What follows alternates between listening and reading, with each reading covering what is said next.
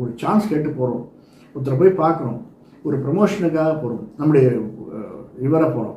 இதுவே இல்லை சார், ட்ரான்ஸ்ஃபரில் வந்துட்டோம், 2 வருஷம் ஆச்சு எனக்கு, நான் வந்து கிட்டத்தட்ட வால்பாறை வந்திருக்கேன், அல்லது கும்போணம் வந்திருக்கேன், அல்லது திருநெல்வேலி வந்திருக்கேன், இங்கேருந்து நான் திரும்பி பொள்ளாச்சியிலேருந்து திரும்பி மெட்ராஸ் போகணும், நீங்கள் போய் ஒரு அரசியல்வாதியை பாருங்கள், ட்ரான்ஸ்ஃபர் கிடச்சிடும், பணம் செலவழியும், ஆனால் ட்ரான்ஸ்ஃபர் கிடச்சிடும். இந்த மாதிரி இந்த சூழ்நிலையில் இந்த 6 மாதத்தில் நாம் எடுக்கக்கூடிய முடிவுகள் நல்லதாக அமையும். அதற்குரிய பலன் நமக்கு கை மேலே இருக்கும். இது சனி திசையில் இருப்பவர்களுக்கு.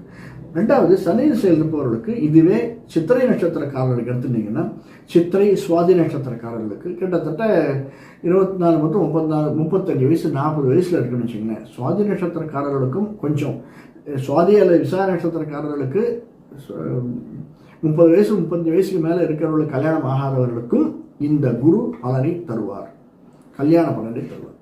இப்போது சித்திரை நட்சத்திரக்காரர்கள் சனி திசையில் இருப்பவர்கள், சனி புக்தியில் இருப்பவர்களுக்கும் நிச்சயமாக இது நடக்கும். இதற்கு அடுத்ததாக புதனுடைய தசையில் இருப்பவர்கள், புதனுடைய தசை நம்முடைய 12ஆம் வீட்டுக்கும் 9ஆம் வீட்டுக்கு உடைய வேண்டிய தசை. 9ஆம் வீடு அப்படிங்கிறது பல பேருக்கு நல்லா தெரியும். அந்த 9ஆம் வீட்டில் இருக்கக்கூடிய குரு நம்முடைய 5ஆம் வீட்டையும் பார்க்குறார், நம்முடைய 5ஆம் வீட்டையும் பார்க்குறார். 9ஆம் பார்வையாக 5ஆம் வீட்டை பார்க்குறார். அது சனியோடைய வீடு. அந்த இடத்துல ராகு உட்கார்ந்துருக்கார். அதனால் இந்த